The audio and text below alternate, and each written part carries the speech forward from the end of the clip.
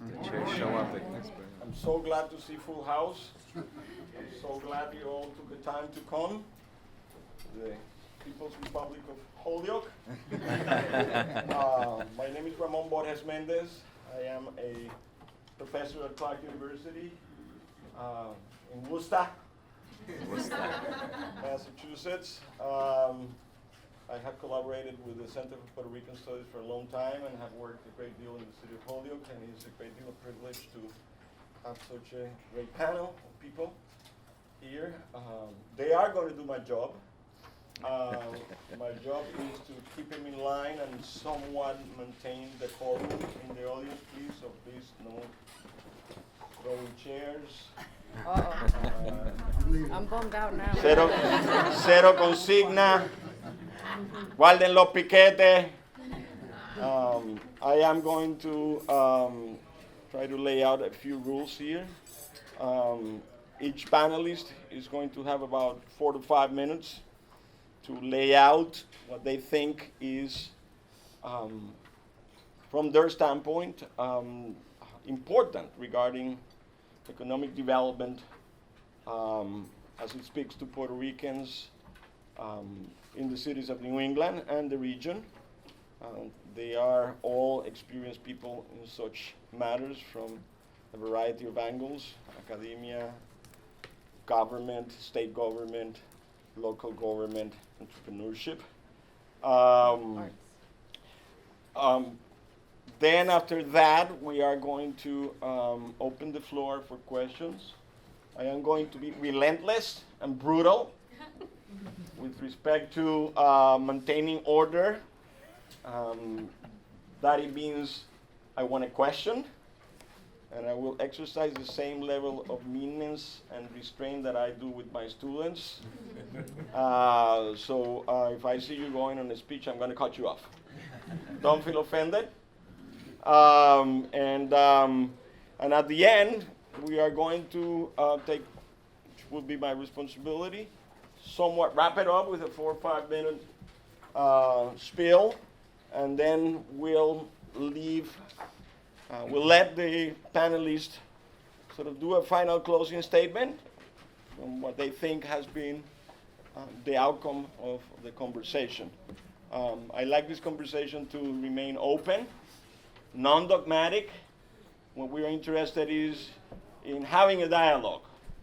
And I will ask you, especially in this day and age where discourses and public narratives have become so nasty and so undistinguished, that we talk to each other, and we talk to each other as, with the level of respect that this forum deserves. All right? So I'm going to take and go on with the panel as it is. So I'm going to tell the panelists 2 minutes. I'm going to give you a signal so you know our 2 minutes. Okay. At 3, I'm going to start harassing you, and at 4, I'm cut you off. Oh my God, that's scary. All right? I'm scared now. Remember, I tell my students, I am your professor, I'm not your role model. So, it means that I can be mean. I may run out of things to say after 1 minute. So Right, okay. So, Sheyla, Rivera, her work is there. Artistic Director, SA 220. You may want to take just 1 second to say one, and the floor is yours. Yeah, so thank you for having me. Marcos invited me. AS220 is an arts and cultural center in downtown Providence. It was started by artists back in the 80s when Providence was barren. There was not much happening downtown. The industrial sector had moved out, and these artists took over spaces. So after being nicely kicked out on multiple occasions, our founder decided that it was time to own a building. So there was a large community effort and civic engagement effort for us to acquire a property that was basically falling into itself.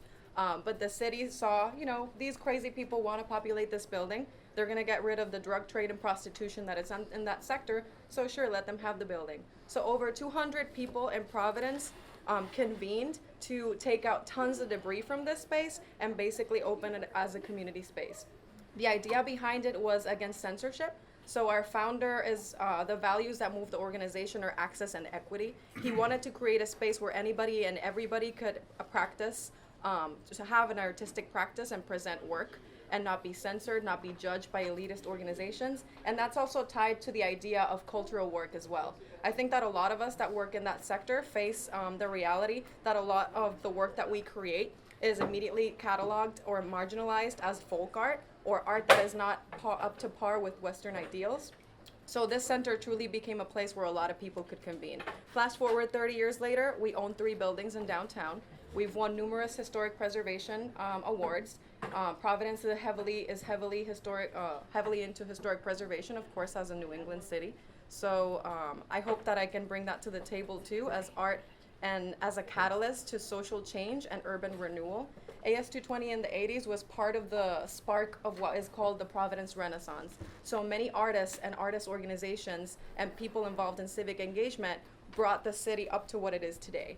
And right now we're featured in so many periodicals as one of the top hippest or best culturally rich places in the nation. And something to add to that level, we're right now 50% Latino, out of which one of our 2 highest Latino populations is the Puerto Rican community. Shout out to Rebecca Flores, una artista puertorriqueña renowned in Rhode Island, y muchísimos de nuestros elders and artists that have arrived there earlier than I and have been creating amazing work. Got 2 minutes. Oh, cool. Not 2 more minutes? Yeah, Wow. you got it down, huh? Yeah. So, Alright. but I'll talk a little bit about our founder's idea of the compost of the arts.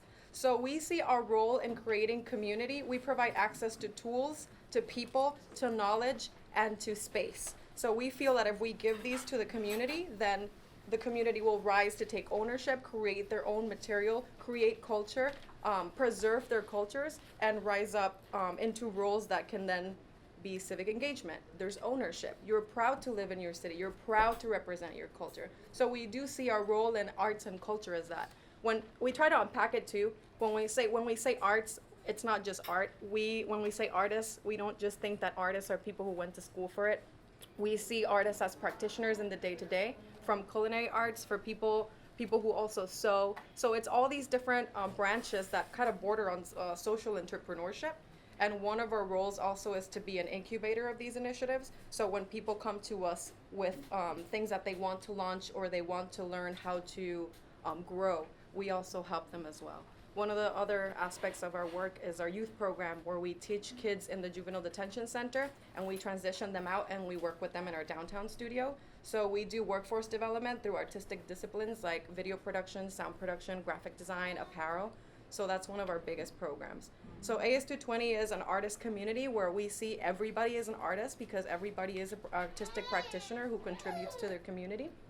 And the other side of the work is having the place, the permanent place that we own, that we don't get kicked out after Providence's rents rise and gentrification seeps into the downtown. We have a place that is owned by the community and open to the community. Thank you so much. Thank you. Second in our roster is good friend Marcos Marrero, who's the Director of Planning and Economic Development of the City of Holyoke. Thank you, Ramon. Economic development is a lot of things, and a lot of impacts have economic impacts, whether it be in Puerto Rico or our community. So I'll talk a little bit high level, and we'll leave most of it for the conversation. I see a big part of the problem in Puerto Rico and also in a lot of our Puerto Rican communities as an outdated paradigm that is a very colonized paradigm on economic development. You can attribute it to many things. Certainly, the economic development mindset tends to be, bringing jobs in, bringing investment, bringing a solution from the outside. Mm-hmm. Having worked in the government of Puerto Rico, I think it's even more saturated with that mentality. Whether it be because of monoculture for hundreds of years, or relying on industrialization by invitation, or more recently pharmaceuticals, we tend to just put all our eggs in one basket, and the basket tends to be outside. That could also affect how we solve our healthcare, how we solve our energy issues on the island. and that mentality, just because we have this wave of migration, doesn't mean that mentality changes, right? We bring whoever we are to wherever we go. And so, good economic development, no matter where you are, I think needs a decolonization process. Basing yourself on what your assets are and trying to see whatever your challenges are, turning those into opportunities. One of those, and I'll just mention a couple of examples of some of the stuff that we've been doing here, because frankly, a lot of any economic development that you talk about in Puerto Rican communities has to be hyper-local. We heard this morning that we're nomadic, that we're everywhere, and the challenges aren't the same everywhere, right? The challenges that Central Florida is seeing now with the housing crisis isn't necessarily the crisis that we have here. A lot of the migration that's going to Florida may be,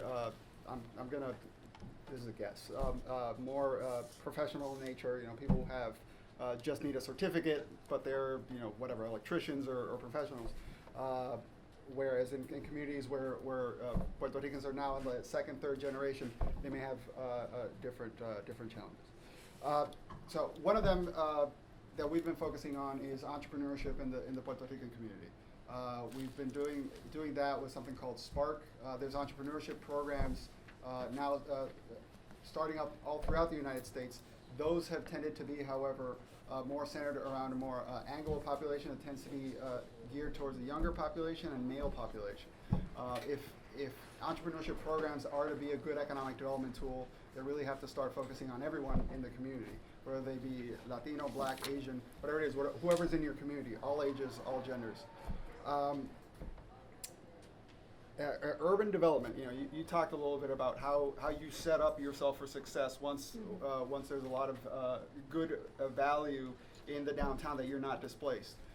In Puerto Rico, I can say that it tends to be because of that same mentality of a developer comes in, they just develop something, whether it be a subdivision or a big building. We have to be more active participants in the development process. And in Holyoke, I applaud the community groups that have been forming neighborhood associations, working with the city government on the urban renewal plan, whether it be affordable home ownership in South Holyoke, or just addressing any of the major problems that affect the neighborhood communities.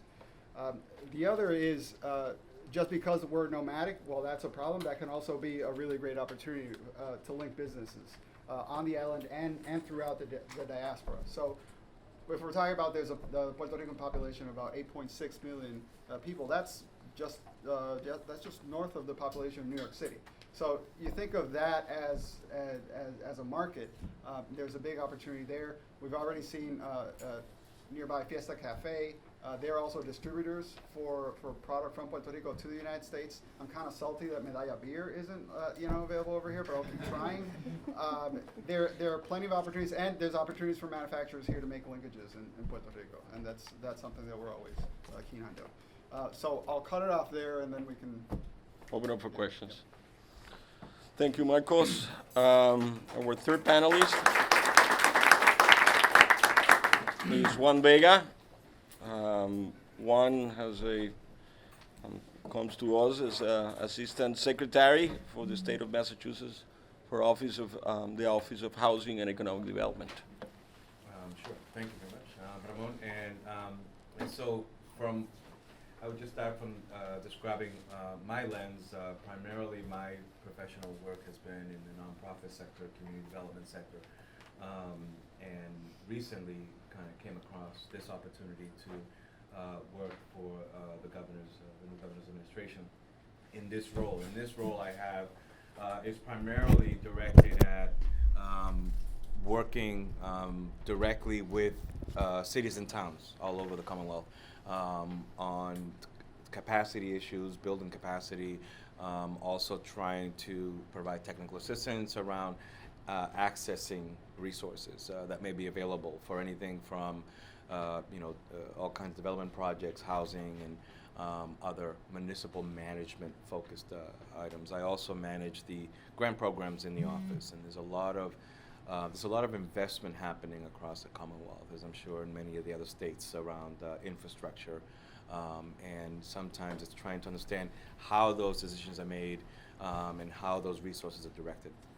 So the lens I would say that I come at this from, picking up from the plenary this morning, is on this concept of environmental justice, or, in depending on how you look at this, economic injustice, and understanding where the opportunities are.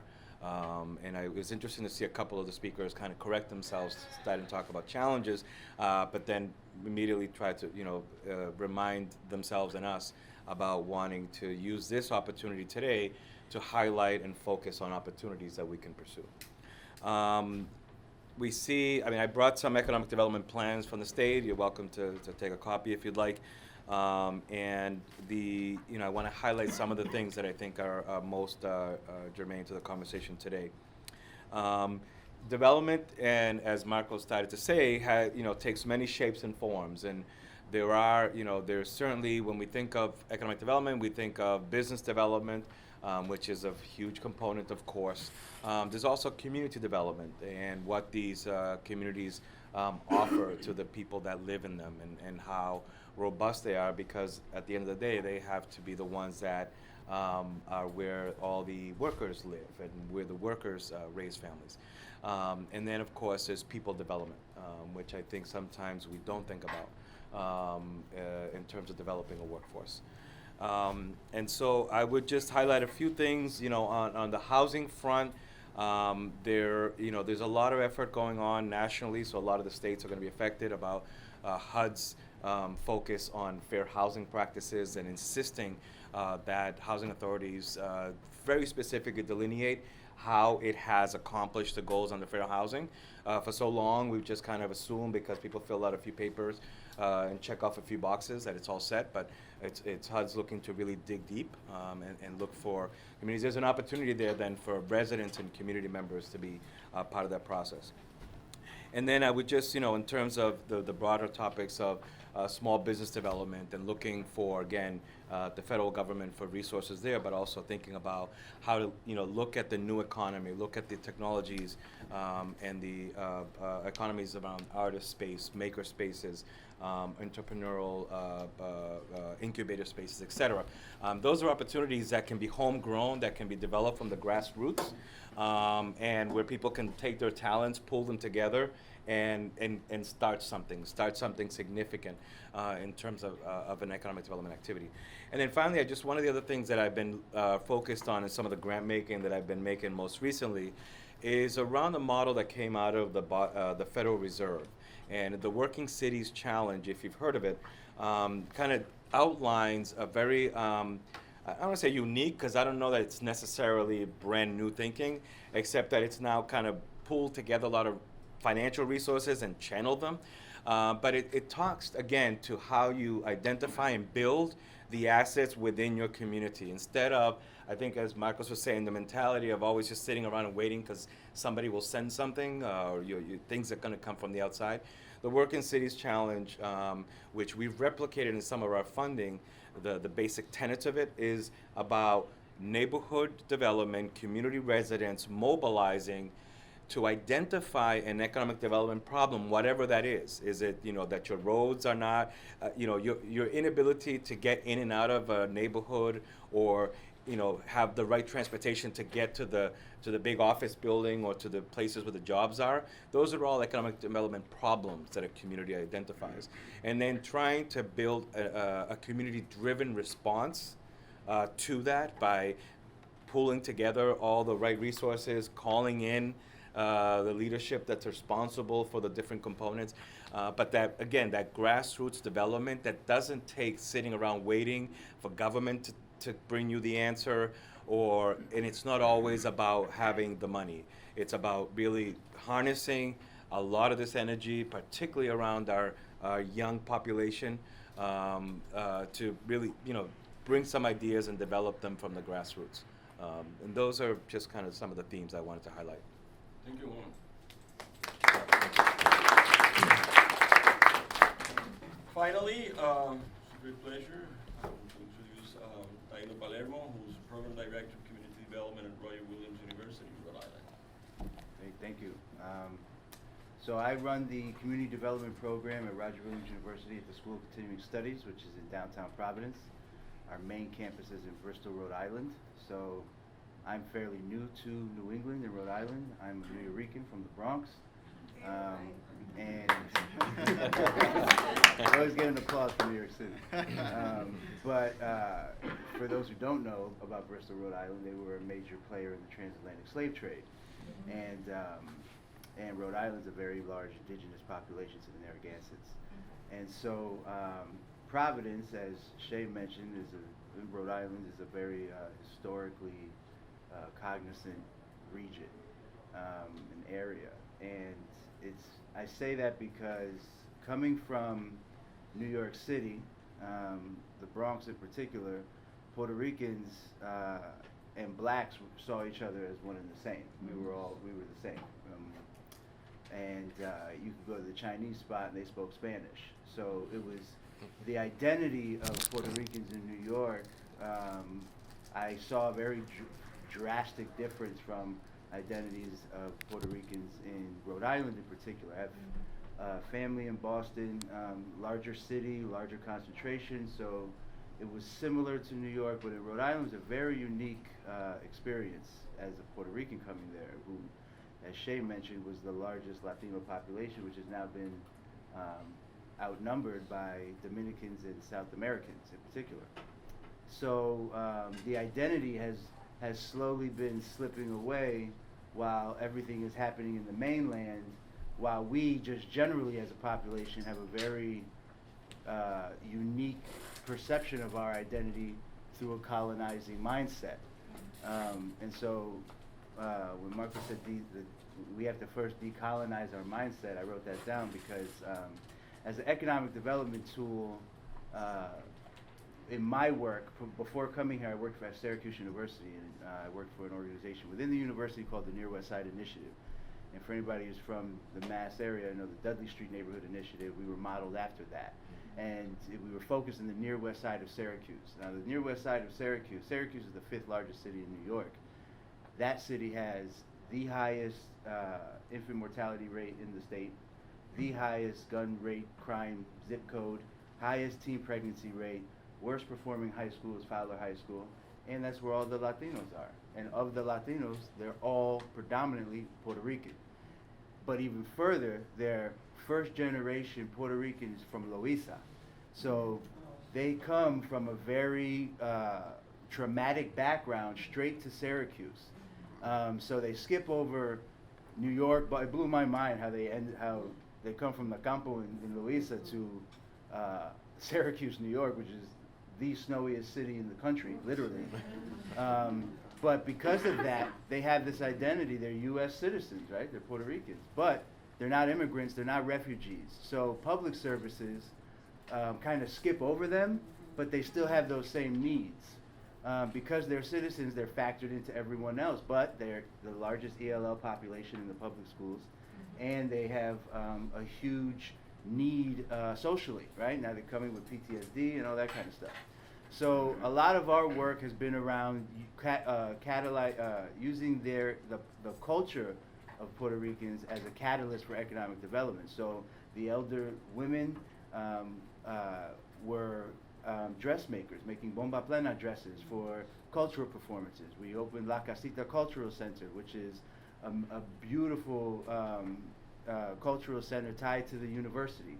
And so my work, especially now being in Rhode Island, connecting with Shay and AS220 as well, because what they do is they teach in our program as well. As artists and cultivators of culture, they're also economic developers in downtown Providence. So there's a tie between culture, economic development, and identity, which, speaking to the new economy, also, we don't make widgets anymore, right? So what does our economic development strategy look like? What does workforce development look like? We're not training carpenters in mass production, but we could be developing artists and cultural ambassadors.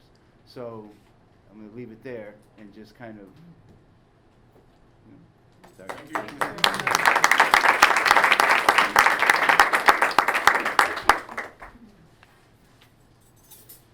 Borrowing the term of our good colleague Maria, as you saw in the initial presentation that Edwin Martinez did, we are no longer territorially concentrated. The idea of being Puerto Rican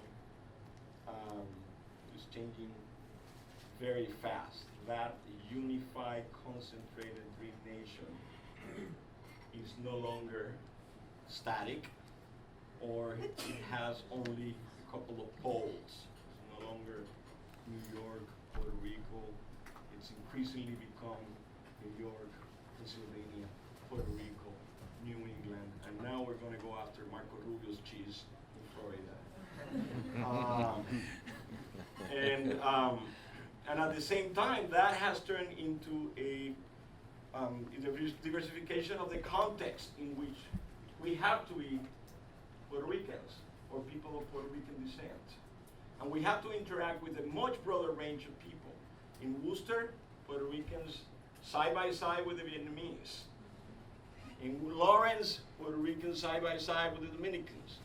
In Chelsea, Puerto Ricans side by side with the Central American population from El Salvador and Guatemala, Honduras. In Providence, side by side with the Colombians and the Dominicans. In Holyoke, where even we were more concentrated, now we're side by side with the Dominicans, right?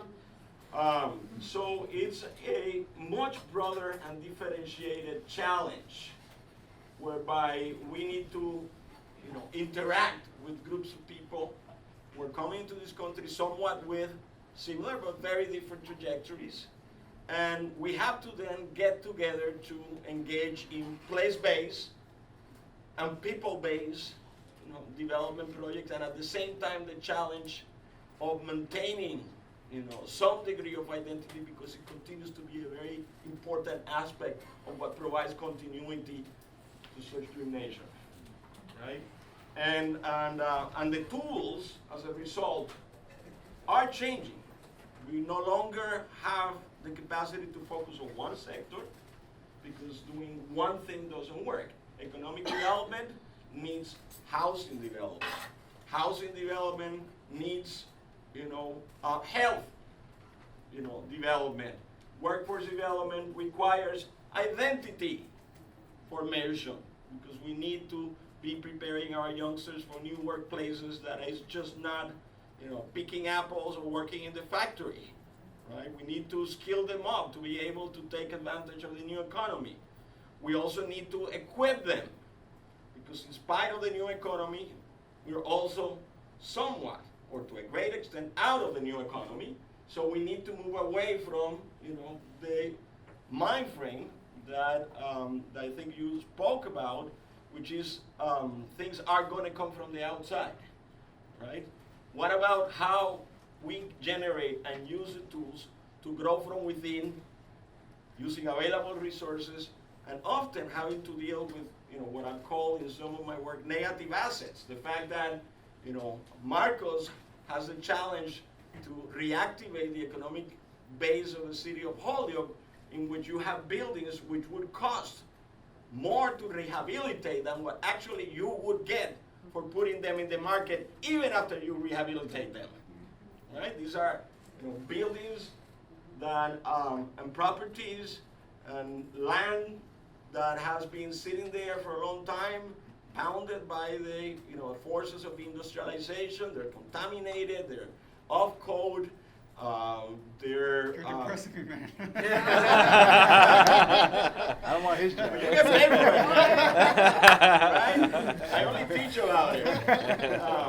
But that is a challenge, because those kinds of new tools, or what are the tools whereby, as Puerto Ricans, we can sort of take advantage of these new matrix, and what are the collaborative elements of such matrix? One mentioned one of such programs, which is the Working Cities Challenge out of the Federal Reserve Bank of Boston and the Living Initiative, which is challenging us to, not even think out of the box. It's challenging us to throw away the box.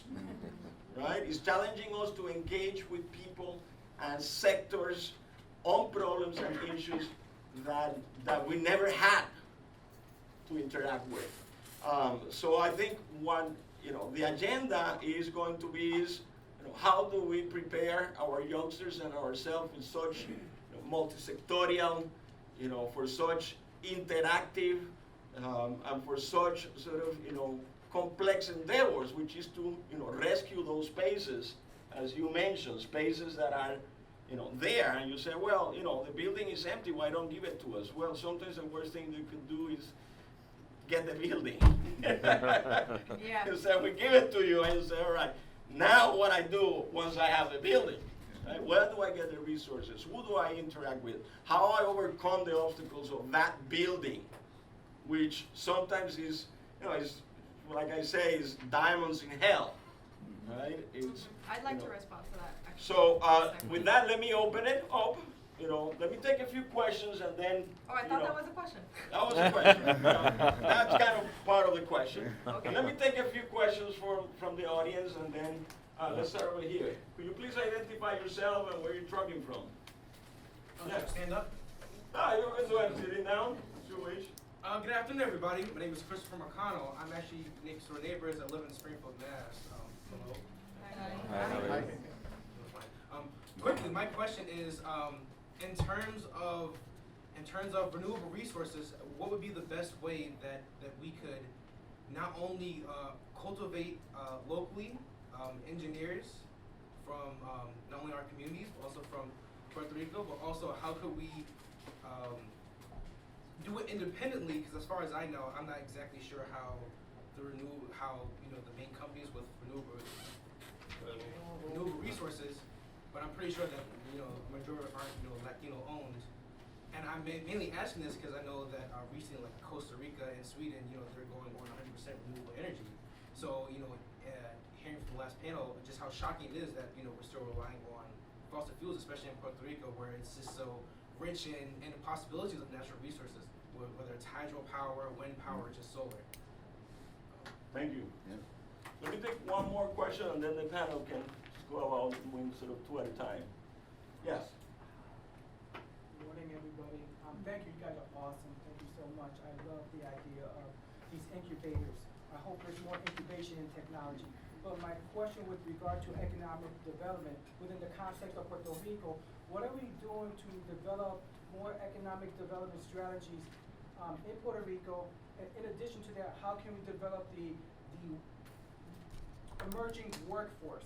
I think of if people are moving out of Puerto Rico, I think of who are staying there, who are the individuals who will be that workforce, and can we create an alignment of workforce development strategies in relationship to the economic development strategy, if there is one in Puerto Rico? It's kind of loaded, but in the context of Puerto Rico, not in the mainland. You guys would like to take a stab at those first two questions? I could jump in, and I could probably answer both at the same time.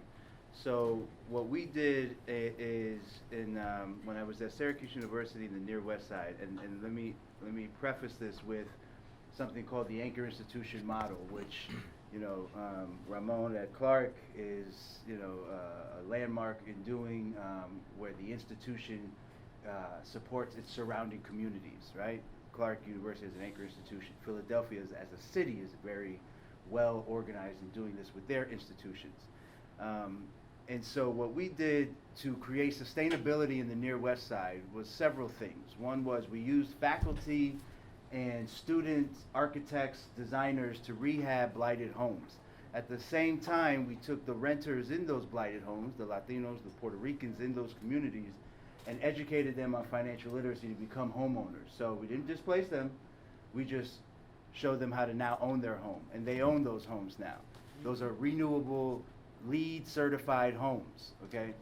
So we also rehab buildings. They have that same problem. Syracuse is a manufacturing city, post-industrial city, had huge buildings. We took timbers out, started a workforce development program called Green Train, where we trained them how to repurpose this wood, and now local craftsmen from Loíza in Puerto Rico are now creating high-end furniture that they sell all across the country, under the faculty advisement of industrial designing faculty at Syracuse University in the School of Visual Performing Arts. As it pertains to sustainability, Syracuse University is attached to SUNY ESF, the School of Environmental Science and Forestry, which has a huge sustainability program. We installed rain barrels and educated community members on what it means to to collect rain and store rainwater and grow your own fruits and vegetables. We repaved streets with permeable pavements because that neighborhood flooded the sewage system. So now they recycle their own rainwater. And lastly, we train people on the tech industry on installing geothermal tanks so that we created platinum LEED certified buildings that had renewable energy. Geothermal tanks go underneath buildings or alongside them and extract water from the Earth's core at warm temperatures, eliminating the need for a boiler. So we train community members on these things while impacting the community as well. I want to take this break and maybe bring Marcos into this discussion because Holyoke is quite unique with regard to its access to independent sources of energy and what has been going on with such independent sources of energy.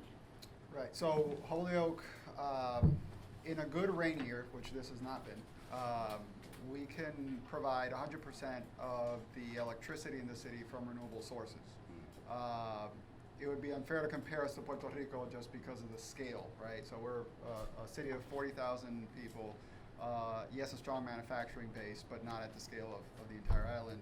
We have access to the Connecticut River and the canal system, which provides us with about 50 megawatts of hydroelectric power. Now, to give you context, that is about half the hydroelectric power of Puerto Rico, which is around 100 megawatts. Puerto Rico, the island of Puerto Rico doesn't have a river as big as the Connecticut River, so it's just not possible to make a river that big or make that type of hydropower. In addition to that, we have some solar resources as well. The economic development and energy is intrinsically related to Puerto Rico because the entire system was sized for a large manufacturing base that was invited into the island, right, as part of the industrialization process, with very cheap fuel at the time, petroleum, and then coal because coal was cheap, and then trying to turn to gas. What's happened is that petroleum has gotten so expensive that in 2008, with the big stimulus there was like $1 billion stimulus that was provided to Puerto Rico in 2008. The cost of fuel increasing was about $2 to $3 billion. That was my back of the envelope calculation at the time. So it inherently affects our ability to maintain manufacturing, not just or anything. I mean, right now, the local government has been subsidizing the tourism industry on electricity. So one of the things that the island has done in the past, and I'll talk from my experience of what I was doing when I was there at the governor's office, was when we talk about rooftop solar, these things are also very expensive. So when we look at the future of Puerto Rico, what we can do, we can't take as a premise, well, we're going to do something to the scale of what we did in the 40s when we had the ability to issue all this debt, and where the United States government was very willingly putting in investments onto the island because there needed to be a competition with Cuba and the Soviets. Right? Now we're just going to make sure you pay down your debt. Rooftop solar heaters is something that can cut down the peak, and making sure that the cement blocks of the houses don't get overheated, because those are the two things that really drive electric consumption. And then someone's going to have to figure out what to do when less people are consuming electricity and the electric companies still saddle with that debt. Let me get a couple of questions. That corner down there. My question is in regards to economic development in Puerto Rico, which I think is very important to correlate the two. I think that's the whole point about being here, is before we come up with all these ideas that would work here, I think we would have to put Puerto Rico on an even playing field. And if you look at all the things that strangle Puerto Rico's economy, all these great ideas and initiatives that work here, I don't think they even get the chance to come to fruition in Puerto Rico without first taking care of that issue. So essentially, how are we going to overcome that obstacle? If we come up with a great idea, great initiative, whatever the case may be, and then we try to implement it in Puerto Rico to help them out, but things such as austerity measures like the Fiscal Control Board, the Jones Act, do nothing but strangle everyone. How do we go about that? That'd be my question. Okay, thank you. And let's speak up one more question. Not only Vicencio currently work for HAP Housing, but my experience is primarily with fair housing. So I'd like to really direct this question to you, Mr. Vega. So my concern in regards to the migration of Puerto Rican citizens into Holyoke is how are we going to handle the crisis with housing? we already have a crisis in Massachusetts. People are moving from Amherst in Northampton to Holyoke because they can no longer afford renting Amherst in Northampton. So we are having an influx of Caucasian residents moving into Holyoke, displacing poor Puerto Rican residents and other minorities. So I am concerned about gentrification. I am also concerned about the lack of affordable housing. And I am concerned about the potential cultural clash that we are gonna have if we as leaders don't do something to collaborate with our communities. You know, so I am asking for help because I have the tools, I have access to an organization that has power, and I am an artist, and I am fearless. You know, I am ready to do something, but I really need some resources and tools here because I see that the storm is already happening, people are already being displaced, you know, violence is increasing, so I'd like to do something now before it gets out of hand. I'm going to exercise power as a chair, bring Shay also to this discussion by connecting, you know, how do we deal with a dual framework for economic development that it means, is it necessary to think what is happening there with what is happening with our communities here, or is it just simply is it a problem of realignment? That it means, do we need to connect what is, and aligning what's going on here with what's going on there? Are there two separate problems, right? And how do we deal with the pressures that in this case development brings about? Because we always deal with development from the standpoint of just the positive impacts, but in this case, and with respect to our communities here, it also brings about, you know, significant pressures from gentrification. You know, sometimes the price of success brings about problems to our own communities, right? So I wanted to sort of, you know, talk a little bit, and you can guys address, you know, what's the way in which we think about alignment or not alignment or dual development, and at the same time, how do we deal both with the successes and the unintended consequences of our success, which in that case can bring about even further pressure in the scarce resource base our communities have, specifically housing and so on. So, let's like Shay. Yeah, so, wow, your question was like having me totally riled up. We need to work together. Absolutely. I admire what you're doing, and we have that here in Holyoke. We already have an existing group of dedicated individuals who are artists, who have that grassroots capacity. But we, you know, we need more support from our government officials and from HUD. Yeah. To make this What's your happen. name again? Natalie Vicencio. Natalie.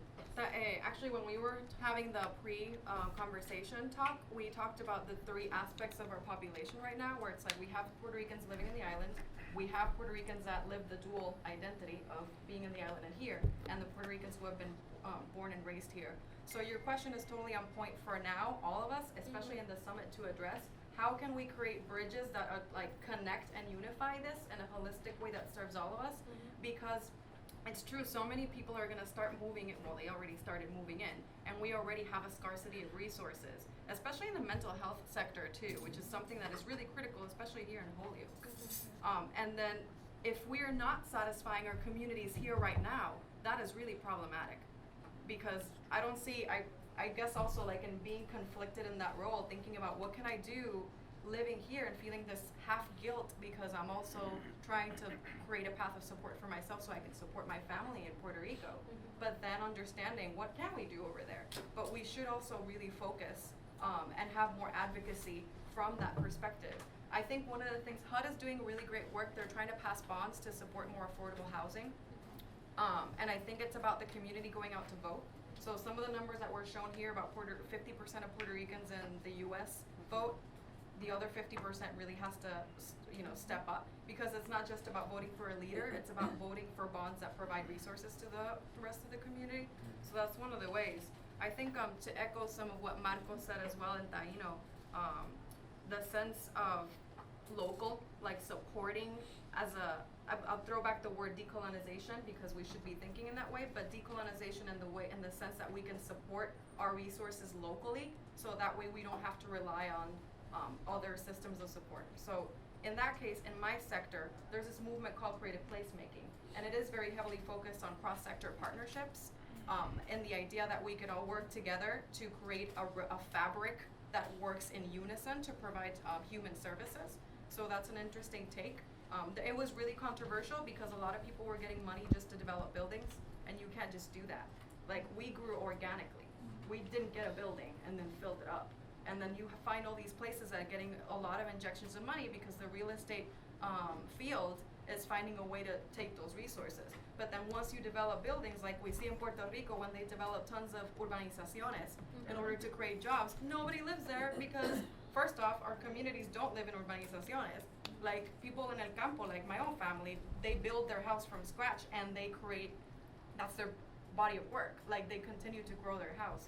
But it's interesting because there's been this counter movement by this guy called Roberto Bedoya, and he's talking about creative placekeeping and finding those cultural assets in our communities and putting money into them so we can grow. And that's ownership and civic engagement that starts happening in our communities. To echo what Taino said, we have a large population of Puerto Ricans in Rhode Island. That's a very disenfranchised community. In comparison, especially to the Dominican community, they've convened, they have political power, they've been able to succeed. And for some reason, now we're trying to understand what are the social factors that have limited our Puerto Rican population. But I do think it has to do also with that colonial mentality, the fact that we don't really fit into any box. Like, we're not immigrants, so our identity is stripped. When we come here, we think we're Americanized, then we realize we're not.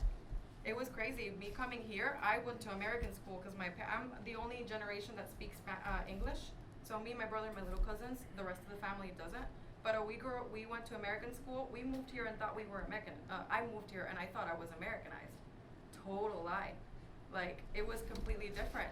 Thinking that my identity is a Puerto Rican, moving here, completely changed. So, sorry, I totally went off the track. But I think the movement of Roberto Bedoya and creative placekeeping in terms of sustaining our own communities and providing more advocacy so we can get resources together. Juan. Yeah, I mean, I would just say I'm particularly focused on this housing question, and I'm not sure if there is an interrelation.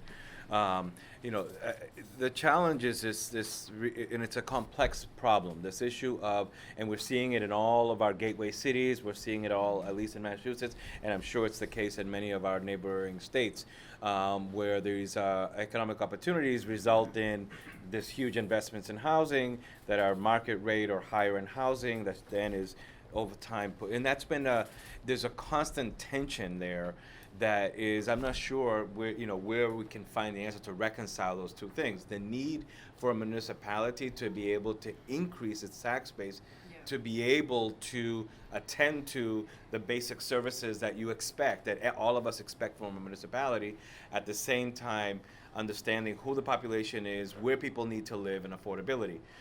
I know I've had this conversation with the secretary, our secretary, Jay Ash, many times, and he was the city manager of Chelsea, and we haven't been able to figure out, to what extent is it okay to not, to look at the development of mixed-use housing where you have some affordability and you have some market rate, and not do that. We have communities that won't do that. On the thinking that the population will forever remain in this low income, and where did we lose the aspiration to move families, and where is it? Who's working on moving families on that economic continuum to improve themselves and get out of poverty, right? So there's this constant tension, and the problem is the money's flowing in faster now into the development of that market rate housing than dollars going into workforce development to get our community and our families lifted out of poverty. And I think that's where that constant tension lies. What I would say to you is, at the local level, I've had people come to our office and complain about gentrification in the community and say, why do you guys allow this to happen? I said, in most cases, we are responding to proposals that we receive from municipalities. At the municipal level, your city councilors, your elected officials, your mayors, etc., are the ones that are technically in charge of policies that are developed locally that allow or limit that development. And once those decisions are made at that level, by the time they're asking for resources from us, that's already been decided. And so when somebody comes to bring the issue to my attention or to our office, we are unable to overturn or change what's been decided locally. And presumably there were public hearings, presumably there was public input, et cetera. And so that's an opportunity to look at how do you inject some of that community activism at that level. At the housing authority level, there are annual plans that have to be filed every year. There are various documents that need to be put in place that describe the intentions and the mission and the goals, and whether or not those reflect those sentiments about wanting to maintain some sensible affordability, to maintain some, even if you're pursuing development, that it be done in a way that is thoughtful and not rushed one way or the other. Those are the places I think where you can find opportunities to interject. Very quickly, 2 points, one Holyoke based, one kind of larger. So in terms of housing accommodation, and particularly on the affordability part, I think one of the interesting things of how we've pursued our development strategy, and oftentimes even criticized by less progressive sectors, is our reliance on affordable tax credits as a way of remodeling some of this vacant square footage, which is about 2 million square feet. It's humongous, particularly to our scale. So actually most of the projects that the city has been pursuing has been affordability projects, and it's dotting the landscape of the downtown. Some of the outside money that's coming privately is sandwiched between public housing rehab of Lyman Terrace, the wind development project that'll be at the very least half and likely 70% affordable rate. HAP has a mostly affordable project in Chestnut Park just opened. Beyond affordability, though, I'll say, and to the point of this morning of having a nomadic Puerto Rican nation, is where do you belong, right? If the island is not where we belong anymore, either by choice or by imposition, what are those spaces that belong to us? Yeah. Right? And so more than any project or financing mechanism, we have to all be very conscious of when we develop and how we develop our communities, physically and otherwise, how does this belong to us? How does this feel like our space where we can exercise our humanity as Puerto Ricans together? I'm going to take 2 more questions. One over here and then over there. I'm just sitting here and thinking, I work as a career counselor, workforce development, and I see the flux of the individuals getting to Massachusetts, especially Holyoke. And I'm sitting here, mind-boggling. 36 years ago, I came to Holyoke, although I came directly to Springfield. Lived in subsidized housing, which I had to move out as I moved up the ladder in a sense of economic opportunities that within the subsidy that I was in pushed me out to come and have to purchase a home because I was better off buying than staying, because the market, I was paying the rent for like 5 or 10 people in that building, if you know where I'm coming from. And that is one of the things that I continue to have concerns as we continue to talk about affordability, but there's some policies that has not been changed from the top in regards to the subsidized that are really, instead of helping people really move up the ladder, keeps them on the opportunities, if you know where I'm coming from. So I see families saying, I cannot get a job that exceeds this because it'll get me off this opportunity, which is oppression in a sense of the way that it's being done. And we continue to say these opportunities are here, to certain limits. So how do we fix these policies that are continuing to keep our families, regardless, under a certain income limit, so that they can move forward? And it's a generation after generation. I've seen that. Individuals living in our housing complex or housing or Holyoke housing, for example, they have a limit, and that's a generation to a generation. I deal with the youth population, and they tell me I cannot exceed that because our family would have to move out of the complex. We've touched what's the local issue, but this is a bigger issue. It's a policy situation. There's a particular unit that I have the copy, and I can share it for anybody's interested, where a person was going to college and tells me that she cannot go full-time to college. and she must get a job in order for her to stay in the unit. So these are things that I'm concerned about. Thank you. Yes. Juan Sanchez, Holyoke, my hometown, born and raised here. As a board member on a community development organization, economic development is very big for me. Urban renewal is very big for me. I know you had mentioned urban renewal plans, somebody did up there, but we didn't really talk about it too much. Historically, urban renewal plans tend to actually harm low-income communities more and benefit those that have kind of always benefited from the system. So what are you guys, everybody up here who kind of works with economic development in the city, but what are some strategies that you guys would recommend for a community like Holyoke, where like Natalie said, you know, those that kind of have always had the ability to kind of move up are moving up even more, and those who've kind of been stuck are not only being stuck, but actually getting less resources and less things happening, right, and less opportunity. So we're dealing here essentially with policies to promote mobility, intergenerational mobility, and at the same time we remove obstacles that prevent the newer generations to perhaps move ahead to where the parents, in spite of working very hard, are being unable to push them ahead.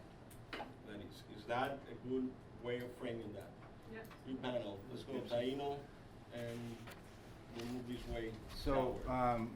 I want to address both, as well as circle back to your People, question. please be brief. Yep, and so, I think at the root of all of that goes back to this morning around our engagement as people in the political process. And as Juan said, you know, these kinds of housing funding schemes, or by the time they go to his desk at the state office, they've been jumbled around and tackled by local city councilors and all that. So I would ask all of you, do you know who your city councilor is? Because if you don't, the conversation ends there. How many are you going to public hearings?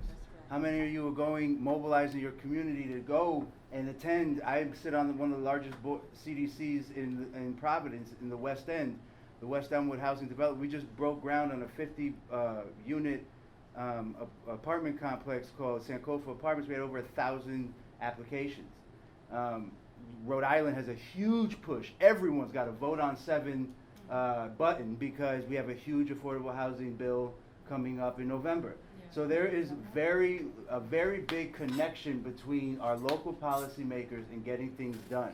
It doesn't always work, but to go to your point in his question is that the short answer is we can't do whatever grand idea we want like that in the mainland because of the barriers that exist for governance and the structure. So again, circling back to the morning around the 50% that don't vote, is that we need to get people into Congress to then advocate and change those austerity structures on the mainland. So I think the root cause of all of this is how much of the complaining or this is actually in the booth. So that's what. Shey? So I can't speak directly to urban renewal, but I'll talk a little bit about the nuts and bolts because I do think that right now we should be thinking more about how to make our initiative sustainable. So the reason why AS220 has been sustainable and successful for the past 30 years is because we have a mixed income model. And so we run 3 buildings. The 3 buildings are mixed use. All our programs are also a mix of different pool streams. So while our youth program is funded by government grants, which are really fickle and money is scarce, we try to focus more on the entrepreneurship side of things because that helps subsidize the community at large. For example, we also run our own restaurant and bar that helps subsidize a lot of the artist housing that we have. Because I didn't mention that before, we have artist housing, we run a restaurant and bar, and we have several different facilities that feed in money. So that's the way that we've been able to deal with. When somebody cuts a government grant, then we can strengthen a different arm of the organization and get more money that way while we can grow it back up. So I think that thinking about different financial sustainable models, I think it's just back to like good investment. You diversify, right? You don't put your eggs in all your in one basket. So just thinking in that way. Y la pregunta de la compañera también, I really just think that we just, at this point, this is a really serious, really, really, really, really terrible situation that's happening. So, of course, I get emotional about it, like all of us do, but I don't think we shouldn't water down the situation, and we should be really fierce in our advocacy efforts, not only locally, but federally as well. There are a ton of organizations that are doing that, pero like to encourage our community to be part of that, because change can't happen right now and it needs to happen right now. Thank you. 1 minute each, guys, and then 1 minute to wrap it up. Comment on what you were saying. I think Yes, please, 1 minute. Because the Working Cities Challenge program that's happening in Springfield right now is actually addressing those issues as a component of it, of the barriers that are entrenched in the system that are preventing people from moving forward and getting out from under, the restrictions that you were talking about. So you might want to check into what is happening in the Working Cities Challenge in Springfield. It's just getting started. Yeah. Thank you. So 2 very quick points. One on urban renewal, absolutely correct. Urban renewal has been used traditionally in the United States as an urban removal tool. Robert Moses in New York City was the most effective at doing this, for taking out entire populations of people of color and poor populations to make highways. And even in Holyoke, this has been practiced all the time. So one of the practices that we've been implementing is making sure that the properties listed there are vacant. We have a vacancy problem. I would call on any city trying to do urban renewal to not focus on removal. Focus on the vacancy that you have, which is what we're doing. On a bigger level, I would say a mechanism for mobility. I think the Puerto Rican nation, broadly conceived, right? The diaspora and everyone in Puerto Rico, we have to start thinking of alternative financing mechanisms. I made this comment at a meeting yesterday. The African American community is engaged in, or parts of it, in a protest related to civil liberties. And some folks have called for a boycott of the banking system and putting their money in traditionally African American banks, right? And so I think, do we have an equivalent? I don't know that we do. We spent 50 years industrializing Puerto Rico to have a national banking system that was propped up by Section 936 of the tax code that came down. It's no coincidence that the whole economy came down at the same time the banking system came down. So we have to look at alternative mechanisms for finance. 1 minute and 1 minute to wrap it up. Okay, bien. So we can continue saying we Puerto Ricans are always people who are on time. So bien rápido. So just in terms of examples of what you do, I think of in Boston, there's at least 2 examples of what people have been able to do when you have a small committee of really dedicated people focused on something, and that's the DSNI example in terms of fighting urban renewal and fighting some of that, what would have dismantled the community, and not the least of which is Inquilino Boricua en Acción in the South End. It's prime examples of where a community has kind of put their foot down and said, no, we're going to mobilize and organize about fighting some of that. But then in the broader sense, I think, it's so understanding how complex these issues are and how there's roles for federal government and state and local. I think, from the Working Cities and the Urban Agenda program that I worked on and some of these other things, the lessons continue to be the same. It's completely daunting if we were to sit here and try to take on and tackle these issues in the context of what we heard in the plenary, the billions of dollars and the sheer volume of what that is. It's just so daunting.